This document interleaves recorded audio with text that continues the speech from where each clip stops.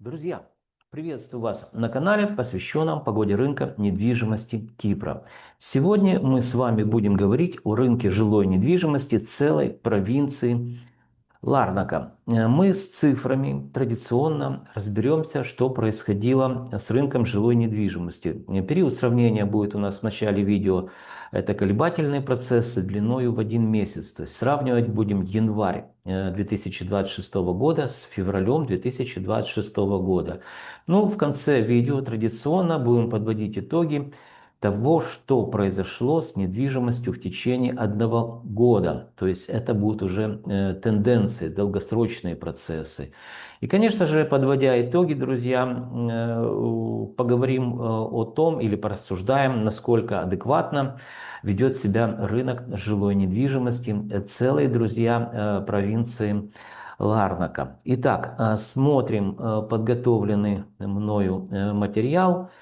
Традиционно, как я люблю говорить, через призму времени и цифр попробуем с вами разобраться с теми процессами, которые я наблюдал на рынке жилой недвижимости острова Кипр, ну, по крайней мере, южной его части. Итак, друзья, перед вами карта. Традиционно начинаем с административно-территориального деления острова. Остров делится на две части, южная и северная. В северной части проживают турки-киприоты, в южной части проживают греки-киприоты. Сегодня всего входит, мы говорим в целом об острове, 6 провинций, видим, да? Сегодня мы говорим о провинции Ларнака. Она вот здесь отрисована таким пятнышком, видите, да? Это достаточно большая провинция. И давайте перейдем на следующий слайд, посмотрим, какие населенные пункты также входят в данную провинцию. Итак, продолжаем говорить о административно-территориальном делении провинции Ларнака. Google Map отрисовывает границы, вот так видим, да, провинции, куда входят достаточно много, сейчас посчитаем, раз, два, три, четыре, пять крупных городов, муниципалитетов. Вы спросите, ну да, вот на карте они указаны такими, видите, точками, да? Но на самом деле эти крупные 5 чуть не сказал, областных городов, 5 муниципалитетов, крупных городов объединяют еще и не агломерации небольших населенных пунктов, которые находятся вглубь уже острова. Чтобы просто вы понимали, административно-территориальное деление достаточно, ну, я не хотел бы сказать там простое, непростое, но такое, как, например, в Украине. В Украине примерно то же самое административно-территориальное деление. Есть областной город-центр, к которому подключается или подчиняются менее, так сказать, значимые населенные пункты, это города районного значения, ну и так далее, поселки городского типа и так далее. Здесь примерно то же самое. Итак, давайте проговорим, что в провинцию Ларнака входит город-муниципалитет Ларнака, город-муниципалитет Арадипу, город-муниципалитет Ливадия Ларнака, город-муниципалитет Драмалаксия Мену и вот здесь внизу общины провинции Ларнака. То есть это отдельная агломерация небольших населенных пунктов. Ну, по крайней мере, так это я взял административно-территориальное деление, которое официально лежит на сайте службы статистики. Переходим уже к недвижимости. И, друзья, начинаем традиционно, естественно, с муниципалитета Ларнака. Видим на карте, как Google Map отрисовывает границы данного муниципалитета. Очень быстро расскажу, как пользоваться данной информацией. Ну, во-первых, на карте мы видим информацию полную. Это у нас новое жилье, апартаменты класса А и Б. Давайте договоримся, что я буду называть апартаменты класса А и Б новым жильем. Это есть классификатор, который, так сказать, создан компаниями-застройщиками, и который гласит о следующем, что А и Б, ну там еще Б плюс есть, это апартаменты, которые построены в зданиях, сооружениях, где использовались современные материалы, то есть Это энергоэффективные материалы, где зимой не холодно, а летом не жарко. Ну, так, по крайней мере, гласит молва от застройщиков. А вот апартаменты класса C, D, E, F — это уже, в общем-то, старое жилье, будем говорить так. И еще одна особенность: новые апартаменты класса А, Б, Б+, это, как правило, жилищные комплексы или жилые комплексы, где присутствует, конечно же, инфраструктура, то есть там и приусадебные, там какие-то не приусадебные, а территория, которая относится к жилищному комплексу, за который ухаживают. Это и бассейн, который, как правило, обязательно входит. В свое время, когда я только приехал на Кипр, у меня стояла задача, значит, снимать в аренду квартиру или же в новом жилищном комплексе, вот с этими со всеми удовольствиями, да, что вроде бы как новое жилье, и бассейн, и там садик ландшафтный есть и так далее. Или же снимать апартаменты старые, C, D, E, F. Ну, поездив, посмотрев разные варианты, я все-таки остановился на апартаментах класса C. Почему? Потому что это более аутентичные греческие дома. Я в доме живу. То есть здесь есть и сад, и, в общем, отдельный вход, и ты ни от кого не зависишь. Это очень важно на самом деле для человека, который сбежал с города миллионника, с Киева, напомню, я приехал. И, конечно, бы не хотел жить в человейнике, где, в общем-то, ты буквально зависишь от окружающих тебя людей. Поэтому рассказал очень подробно даже свою историю так сказать, классификации на острове Кипр. Итак, новое жилье. Начинаем с нового жилья. Это 2987 евро стоимость квадратного метра и рост за один месяц плюс 0,17%. Мы можем посмотреть вниз, перемещаем свой взгляд, это экселевские данные.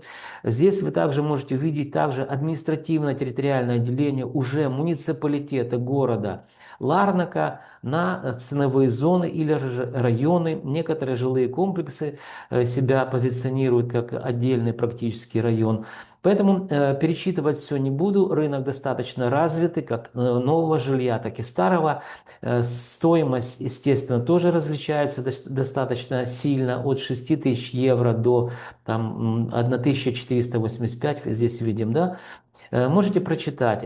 Значит, средняя стоимость квадратного метра в целом по городу, муниципалитету Ларнака в феврале 2026 года достигла 2987 евро, что показало динамику роста всего лишь за месяц, плюс 0,17%. Друзья, давайте посмотрим, что произошло с новым жильем в городе, муниципалитете Ларнака в течение 12 месяцев. Период исследования: февраль 2025 год, видим 2897 евро.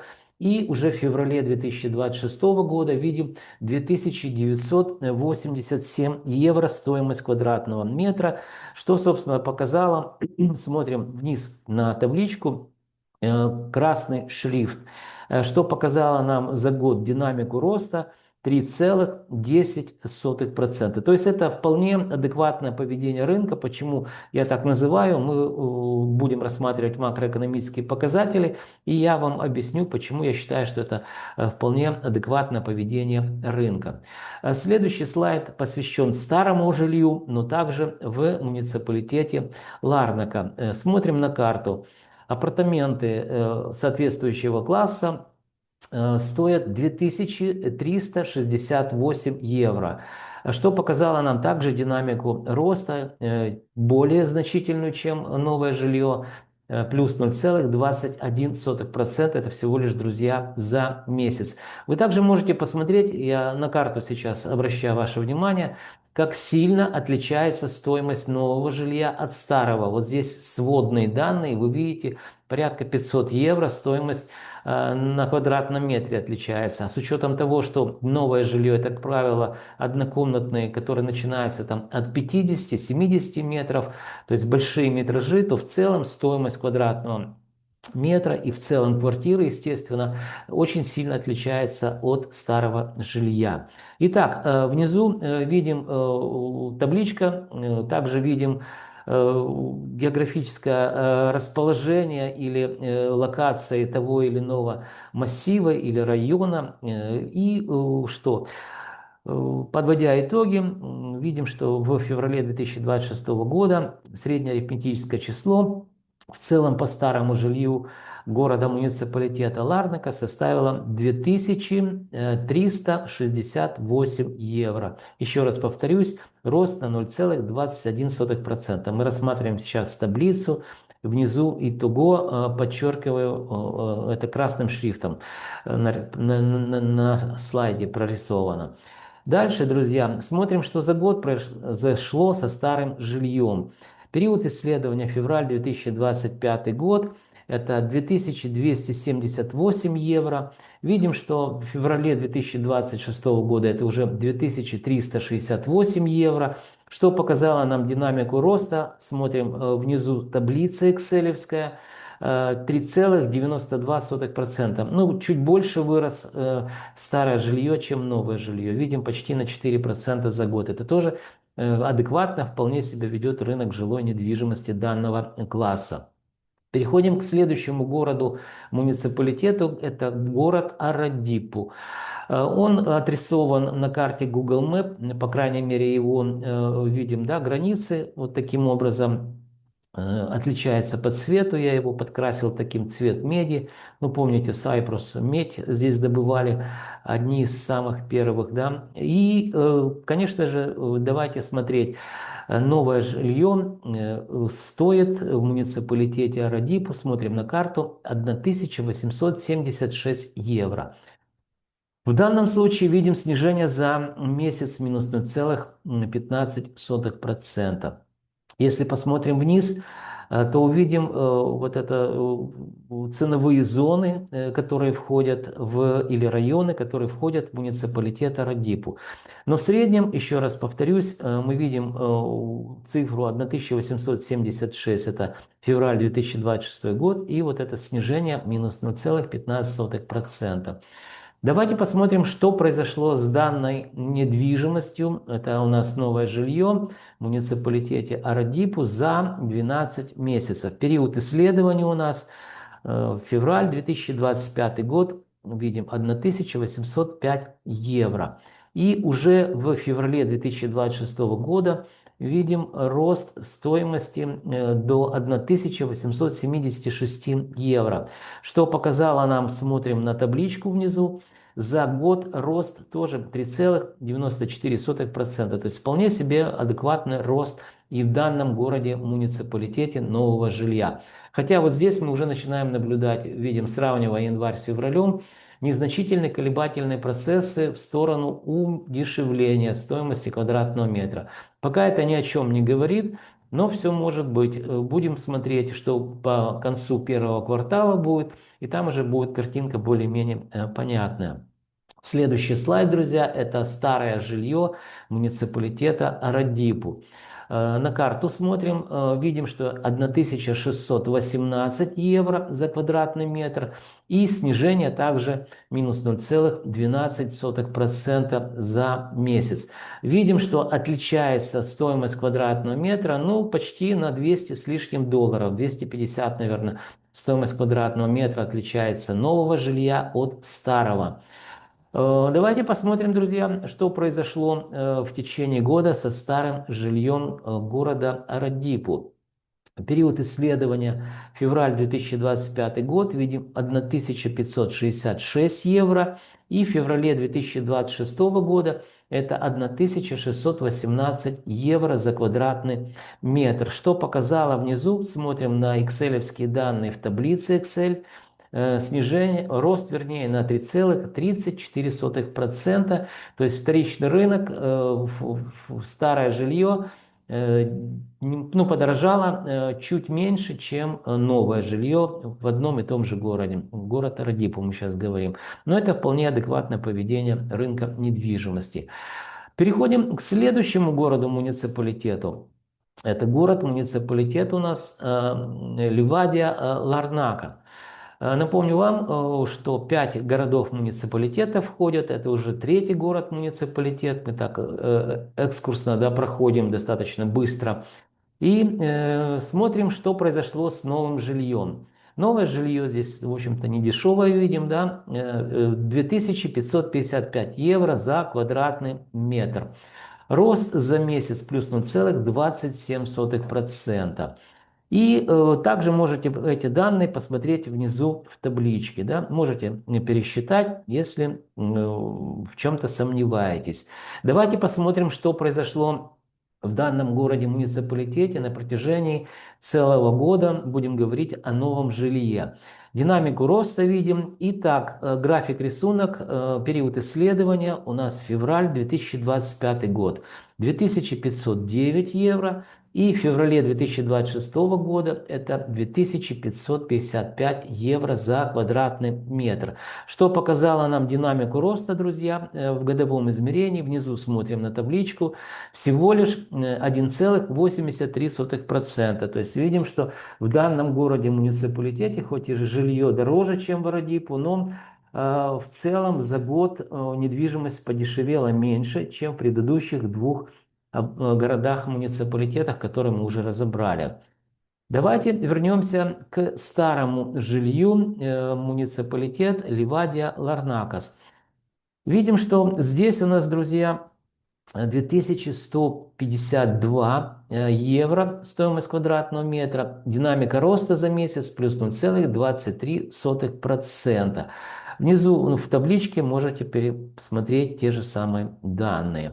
И посмотрим, что со старым жильем в данном городе-муниципалитете произошло за 12 месяцев. Февраль 2025 год 2105 евро за квадратный метр. И февраль 2026 год 2152 евро за квадратный метр. Что в годовом измерении, смотрим вниз, табличка данных, показала нам динамику роста плюс 2,23%. То есть старое жилье подорожало чуть больше, чем новое жилье в муниципалитете Ливадия-Ларнакас. Следующий, друзья, город-муниципалитет. Надеюсь, вы не устали от цифр. Это у нас четвертый, там еще, по-моему, еще общины будут, да. Ну, я буду стараться быстрее говорить. Итак, муниципалитет Драмалаксия-Мену. Здесь мы видим, что у нас только присутствует новое жилье. На самом деле здесь есть старое жилье, но настолько незначительно, что в выборку я решил его не включать. То есть мы говорим сейчас исключительно о новом жилье. Итак, мы видим, что 2276 евро стоит новое жилье в данном городе-муниципалитете и показала нам динамику снижения за месяц минус 0,77%. Те же самые данные вы можете посмотреть вот здесь в табличке, которая размещена под картой. И смотрим, что произошло в данном городе, муниципалитете в течение одного года. Период исследования февраль 2025 год это 2287 евро. И уже в феврале 2026 года это 2276 евро за квадратный метр, что показало динамику снижения в течение года, друзья. Вот здесь смотрим табличные данные внизу. Минус 0,49%. Ну, полпроцента снижения. Но вот посмотрите, как, друзья, интересно велся рынок недвижимости в данном городе-муниципалитете. То есть мы видели и снижение, видели и рост стоимости, и опять видим снижение. Вот такая кривая.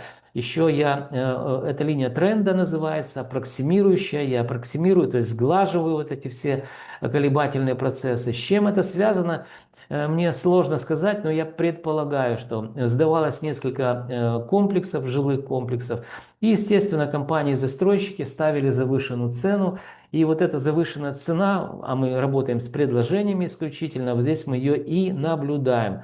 Но так как рынок не активен, неактивен с точки зрения покупателей, то видим, что стоимость квадратного метра медленно и уверенно стала снижаться в течение года, даже на 0,5% снизилась. Вот такая вот история. Хотя первые полугода здесь была динамика роста. Это еще раз говорит о том, как очень важно компаниям-застройщикам, которые строят новые жилищные комплексы, понимать фокус-группу людей, которые будут приобретать данную недвижимость. Также они должны знать конкурентов, которые присутствуют на рынке, для того, чтобы не перенасытить рынок недвижимости новым жильем, которое потом, собственно говоря, будет простаивать, будет не востребовано.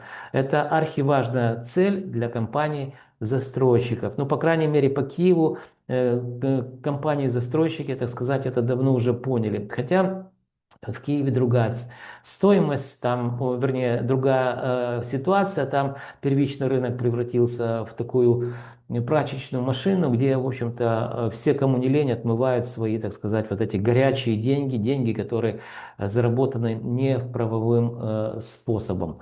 Итак, переходим к следующему слайду. Очень быстро здесь пройдемся по общинам, которые входят, или агломерации общин в провинцию Ларнака. Ну, давайте, наверное, вот здесь подытоживающие данные. Географию вы можете прочитать. Это рынок развитый, видим, населенных пунктов много. Стоимость квадратного метра очень сильно различается. Кстати, мне там многие спрашивают: Андрей, ну зачем эти цифры? Они ж так утомляют. У меня, друзья, познавательный контент, это первое, не развлекательный ни в коем случае. И эти цифры на самом деле помогают потенциальным покупателям или продавцам определиться с рыночной стоимостью объекта недвижимости. Для покупателя сколько примерно может стоить недвижимость, которую он планирует купить. Для этого надо просто определиться, где вы хотите купить недвижимость. А здесь мы говорим исключительно о многоквартирных домах. Здесь нет вилл с сумасшедшими ценниками там, от 1 000 000 евро и выше. А здесь соответствующие многоквартирные дома. Находите локацию, умножаете стоимость квадратного метра на метраж, и вы получите рыночную стоимость квадратного метра недвижимости, которую планируете или купить, или же, так сказать, продать. В свое время в Украине, а Украину, ну, некорректно сравнивать, там до войны жило 45 миллионов, некорректно сравнивать с небольшим островом Кипр. Так вот, компания Lim Consulting и я, мы готовили техническое задание для массовой оценки недвижимости. Это надо было сделать для налоговой службы, для того, чтобы люди платили налоги с продажи недвижимости. Поэтому некая программа оценивала стоимость квадратного метра, и с этой цены, в общем-то, стоимости, вернее, люди платили налоги. Поэтому у меня огромный опыт в данном направлении, с чем, собственно говоря, с вами и делюсь. Давайте посмотрим, что же произошло в течение года. Напомню, что мы говорим здесь, друзья, о новом жилье. Видим, что сразу же подытоживающие данные, как ни странно, в агломерация вот это общин, да, которые входят в провинцию Ларнака, снижение за год минус 1,63%. Ну, также по локациям можете посмотреть, увидеть населенные пункты, здесь они прописаны. Следующий, друзья, слайд. Здесь мы говорим о старом жилье. Опять же, это агломерация общин, которые входят в провинцию Ларнака. За месяц видим, что 1607 евро, это среднее арифметическое число, как оно считается, вы знаете, снижение минус 0,20%.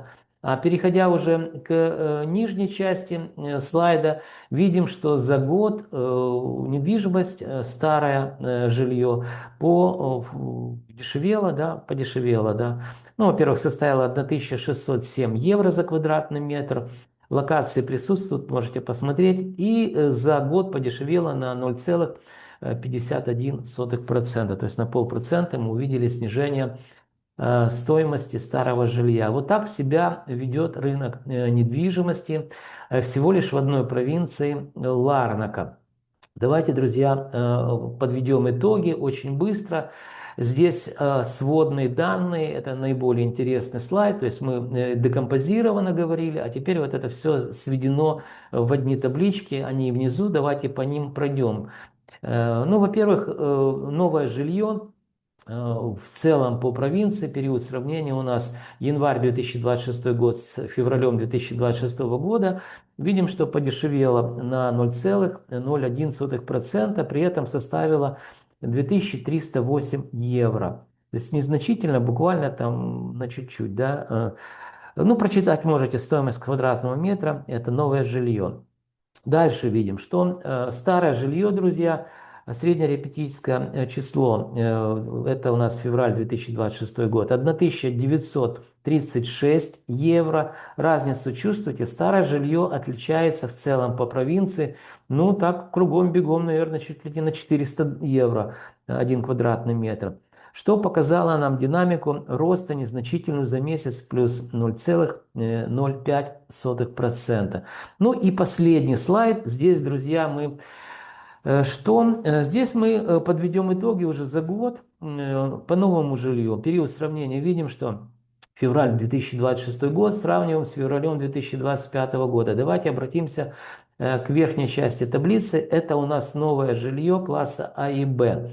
Ну, видим, что самая дорогая недвижимость, новое жилье, это, конечно же, в городе, муниципалитете Ларнака. На следующем второй номер это Ливадия Ларнакас, видим, да, 2555 евро. Дальше идет у нас Драмалаксия Мену, 2276 евро. Следующим у нас идет в ранжировке это Арадипу, 1876 евро. Ну и это у нас, так сказать, общины, которые, или агломерация общин, которые входят в провинцию Ларнака, самое недорогое, назовем так, это жилье. Но в целом за год видим, что это 2308 евро и рост, друзья, плюс 1,45% в годовом измерении. Также видим индекс положительный рынка недвижимости, единичка, запятая 0,15. Что такое индекс, друзья? Напомню вам, что это макроэкономический показатель, который характеризует изменение стоимости квадратного метра во времени. Считается он просто, если у вас есть статистические данные. На примере целой провинции Ларнака показываю, как он считается. 2308 евро делим на 2275 евро и получаем вот эту динамику роста в процентах плюс 1,45% или же положительный индекс единичка, запятая 0,15. Да, друзья, я вам обещал рассказать, что в моем понимании адекватно ведет себя рынок или неадекватно. Давайте посмотрим вверху макроэкономические показатели, которые характеризовали развитие экономики в прошедшем 2025 году. Но так как мы про февраль говорим, поэтому еще все-таки я взял старые показатели. А вот в следующем месяце, или точнее у нас сейчас записываю 16 марта, когда закончится март месяц, это будет первый квартал, я уже буду показывать новые макроэкономические показатели, которые характеризуют состояние экономики острова Кипр, южной его части. Так вот, это очень важно. Давайте я просто вам покажу одни из показателей, которые вы должны точно понимать. Ну, рост ВВП это понятно. Давайте посмотрим на инфляцию. Видим, что инфляция в 2024 году была 2,6%. В 2025 году это 2%, хотя ну, вот, должны были в феврале, в марте, может быть, уже не заглядывал. У меня вот все-таки кажется, что на уровне 2026 года, 2024 года инфляция будет там 2,6% в годовом измерении, то есть больше, чем вот здесь задекларировано, да? Ну, посмотрим, когда будет официальная статистика, понятно, что я расскажу. Так вот, предположим, что на уровне 2024 года инфляция 2,6. Что такое инфляция, друзья? Напомню вам, что есть закон стоимости, который гласит о следующем, что любая экономика любого государства работает адекватно, когда количество денег, которые в обращении, это и фиатные деньги, то есть бумажные деньги, и есть денежный там агрегат М0, М1, М2, то есть все деньги, включая обязательства страны, которые в обороте, так сказать, да, равны выпущенным товарам и услугам. То есть вот тогда экономика работает адекватно. Об этом гласит закон стоимости.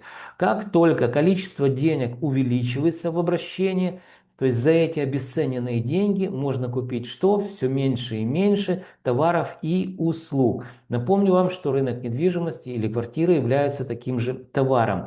Поэтому при инфляции 2,6, ну я предположил, что это будет 2,6, а может даже и до 3 будет, в 2025 прошедшем, но еще официальных статистики нет. Так вот, за обесцененные деньги можно купить дороже, естественно, товар. Да? Недвижимость является товаром, поэтому смотрим вот здесь Ларнака, муниципалитет. Подорожала недвижимость на 3,11%. Это новое жилье.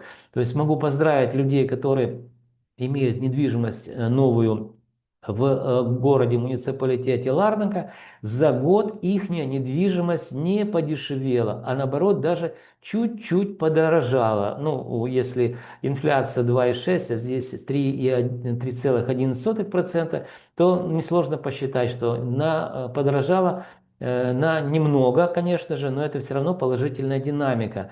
С марта месяца, когда будем подводить итоги, я буду давать еще вам один показатель, который достаточно интересен для людей, которые приобретают недвижимость для того, чтобы сдавать ее в аренду.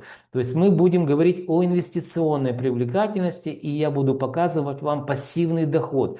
То есть это количество денег, которые генерирует та или иная недвижимость, насколько выгодно, невыгодно. Сравнивать будем как раз вот с этими учетными ставками, которые вы здесь тоже можете прочитать. Но это корректно, эта информация для понимания, когда я буду давать вам еще показатель, так сказать, пассивного дохода. Да?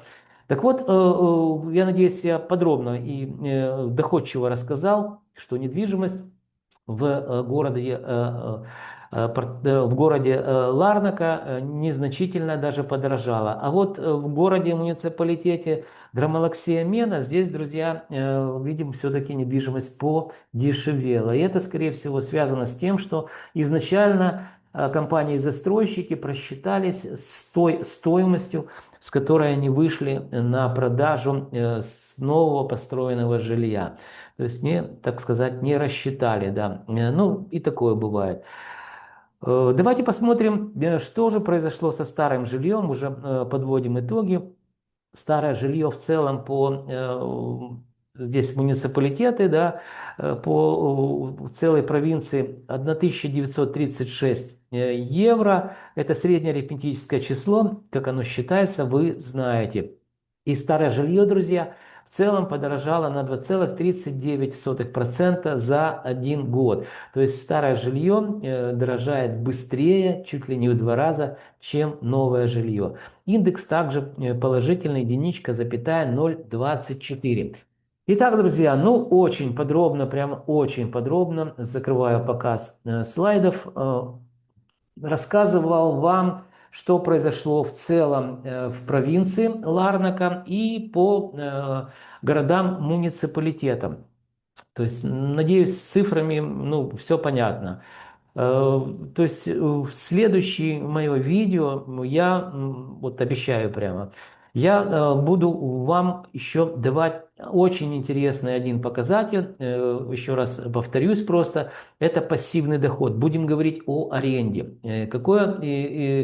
Ну вот, аренда, она может показать, насколько на самом деле эти процессы, которые мы наблюдаем, что происходит со стоимостью недвижимости, их очень чувствительна аренда к этому. То есть мы посмотрим, какие денежные потоки генерирует аренда, насколько инвестиционно привлекательно, непривлекательно приобретать недвижимость в том или ином, так сказать, городе, муниципалитете. Все это я вам разложу по полочкам, но это уже будет следующее видео.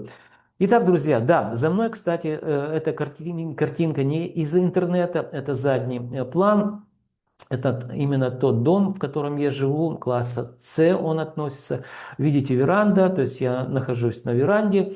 это выход в сад, то есть живешь отдельно, ни от кого не зависишь, никаких тебе тут ни бассейнов, никаких тебе ни этого самого ландшафтных дизайн.